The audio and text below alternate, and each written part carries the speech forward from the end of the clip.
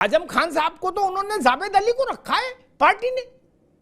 अखिलेश जी हैं, जावेद अली हैं, रामगोपाल जी हैं, आजम खान नाम का कोई आदमी वहां नहीं रखा गया इंडिया में ना। हो गए होंगे उनको 70 साल राजनीति करते हुए, 60 साल, लेकिन रखा नहीं गया। अरविंद जी।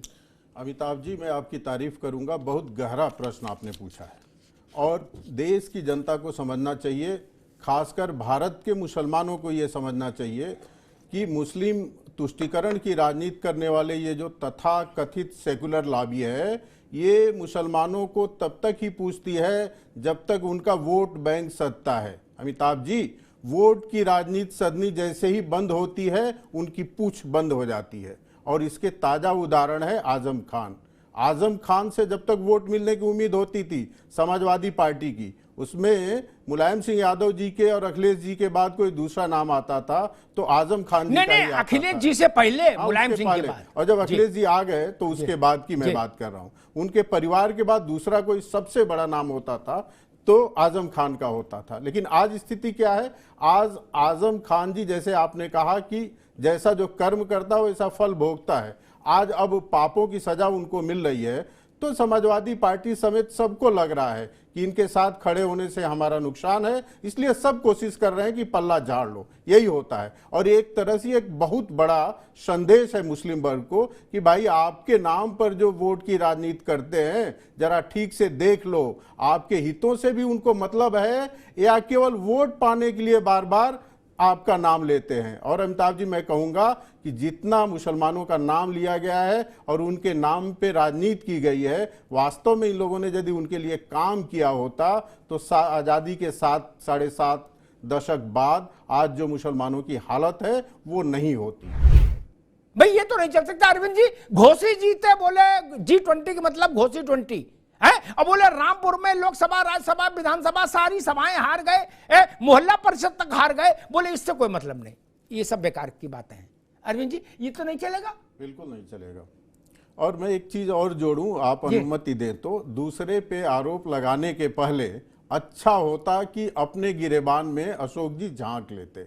अशोक जी, मैं आपसे पूछना चाहता हूं कि अखिलेश यादव जी ही वो व्यक्ति थे जिन्होंने अपने पिताश्री को अपने पार्टी से निष्कासित कर दिया, अध्यक्ष पद से हटा दिया। ये सही है या नहीं है? आडवाणी जी के बनाए हुए कार्यकर्ता आज भारत के सर्वोच्च पद पे सुशोभित हैं और आडवाणी जी का तब भी सम्मान था, आज भी सम्मान है। और आडवाणी जी किसी पद से कभी भी अपने पार्टी के द्वारा हटाए नहीं गए हैं। अशोक जी, अब क्या करते हैं? आप प्रवक्ता हैं समाजवादी पार्टी के, ऐसी बातें बोलने से परहेज करना चाहिए आपको जिससे आपका ही छीछा लेदर हो। अब आपने ऐसा पॉइंट उठा दिया कि मेरे को कहना पड़ा। पूरा भारतवर्ष जानता है कि अखिलेश यादव जी ने मुलायम सिंह यादव जी को बर्खास्त कर दिया था। तो ऐसा नमूना उदाहरण रखते हुए आप दूसरे के दोनों ने एक दूसरे को बर्खास्त कर दिया था। हाँ, दोनों ने एक दूसरे को बर्खास्त कर दोनों चिट्ठी जारी कर दी। ये सम्मान होता है क्या? तो मुझे लगता है अपने में जो कमी हो उस कमी का आरोप दूसरे पे लगाने से बचना चाहिए। ये कोई मुनासिब नहीं होता है, कोई होशियारी नहीं होती है। दूसरा एक चीज और मैं अमिताभ जी जोड़ूं, आपने कहा कि करनी का फल भोगना होता है। गोस्वामी तुलसीदास जी ने भी कहा है कि कर्म प्रधान विश्व करी राखा, जो जस करहि तस फल चाखा। अब जब ये हमारे आजम खान साहब जब सत्ता में होते थे तो खुद को खुदा तो नहीं लेकिन खुदा से अपने को कम भी नहीं समझते थे और जिले इलाही का ऑर्डर होता था कि भैया ये रामपुर है, यहाँ पे उत्तर प्रदेश के जो नियम कानून है, विधानसभा के जो नियम कानून है वो उत्तर प्रदेश में लागू नहीं होते हैं। क्या लागू होता है कि जो आजम खान चाहते हैं वो लागू होता है। आप बताइए, एक एक उदाहरण है, आप दांतों तले उंगली दबा लेंगे। आजम खान साहब 1975 में जेल जाते हैं एक आपराधिक मामले में, और जब छूट कर आते हैं और बाद में घोषणा होती है लोकतंत्र बचाओ सेनानियों को पेंशन देने की, तो उसमें अपना नाम दर्ज करा लेते हैं और हर महीने 20,000 रुपए उसके तहत पाते हैं। अब उनको नोटिस गया है कि भैया आप बंद तो थे आपराधिक मामले में, तो ये पैसा क्यों लिया, ये तुम पैसा दो। दूसरा आपको कहूं, इनका हमसफर रिजॉर्ट हुआ करता था, पूरा का पूरा रिजॉर्ट सरकारी जमीन पे बना डाला और किसी से कोई परमिशन नहीं, उसको खरीदा नहीं। और खरीदने की जरूरत क्या है, क्योंकि नियम कानून से ऊपर है। उसका हर्जाना का नोटिस गया है, मुकदमा अलग से चल रहा है। और एक और दिलचस्प बात आपको बताऊं मैं, जब आजम खान साहब की पत्नी तनीज फातिमा साहिबा चुनाव लड़ने गई तो उसमें सारे ड्यूज क्लियर दिखाना होता है, कोई ड्यूज बाकी नहीं है। तो बिजली विभाग का बिल जो रिजल्ट है उसका जमा नहीं था और वो नाम आजम खान साहब के पत्नी के नाम से होता, तो 30 लाख रुपए उन्होंने खुद ही भरा। मतलब जो हमने नियम तोड़ा उन्होंने उसको स्वीकारा कि हमसे गलती हुई है, नियम तोड़ा है, उसको भरा और उसके बाद उनको अनुमति मिली चुनाव लड़ने की। तो एक से एक गलतियां, और जितने भी मुकदमे दर्ज हैं वहां पर, उसमें से आप पता कर लीजिएगा अमिताभ जी, 80% मुकदमे वहां के मुसलमान, गरीब मुसलमान, वहां के जो पिछड़े मुसलमान हैं उनके द्वारा दर्ज किए गए।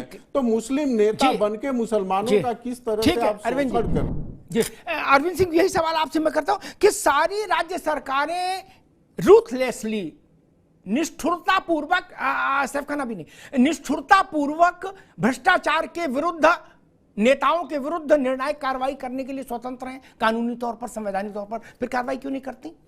वो लड़ाई किस बात की देश में चल रही कि यार अब ऐसा नहीं करो, हम भी नेता तुम भी नेता, अब हमारे ऊपर छापा डालोगे, मतलब हमको भी मत पकड़ो, हम तो नहीं पकड़ेंगे जहां हम सरकार में, तुम भी मत पकड़ो। यानी एक गठबंधन बना लो कि ननकू मरे और रामलाल मरे, क्या, और रज्जाक मरे और नेता माल खाएं। इस पार्टी की सरकार हो तो ये वाले ले उसमें, और दूसरी की हो तो दूसरे वाले। अरविंद जी ऐसा क्यों चले? मुझे लगता है कि विपक्ष को, कांग्रेस सहित सारे दलों को, यदि उनके पास कोई साक्ष्य है भारतीय जनता पार्टी के नेताओं के खिलाफ, तो कोर्ट में ले जाके देना चाहिए। अरे कोर्ट छोड़ो, वही विषय कर रहा हूं। और दूसरा, जहां ये सरकार में है वहां कार्रवाई करके दिखाएं। ये न तो कोर्ट में साक्ष्य प्रस्तुत करते हैं न कार्रवाई करते हैं, तो संदेश सीधे सीधे ये जाता है कि तथ्य है नहीं, केवल ये लोग गाल बजाते हैं। अब अमिताभ जी, मैं पूछता हूं कि आदरणीय सोनिया जी के ऊपर जब केस दर्ज हुआ हेराल्ड घोटाले में, उस समय कौन सत्ता में था? भारतीय जनता पार्टी केंद्र में थी क्या? उस समय दर्ज हुआ और ये स्थानीय कोर्ट से लेकर और सुप्रीम कोर्ट तक गए कि इस घोटाले में केस नहीं दर्ज होना चाहिए, और सुप्रीम कोर्ट तक ने माना कि सोनिया जी पर और राजीव जी पर घोटाले का केस चलने के लिए पर्याप्त साक्ष्य और केस चलना चाहिए। तो आप क्या बात कर रहे हैं? साक्ष्य नहीं होता तो नहीं होता। और आप बताइए, यूपीए गवर्नमेंट में, यूपीए 2 में, सैफ जी जरा बताइए, हर सप्ताह एक मंत्री जेल जाने के नौबत में रहता था, क्यों? उस समय भी भारतीय जनता पार्टी सरकार में होती थी क्या? तो जब आप कर्म करोगे तो उसका फल आपको भोगना पड़ेगा ना, फिर चिल्लाते क्यों? ठीक।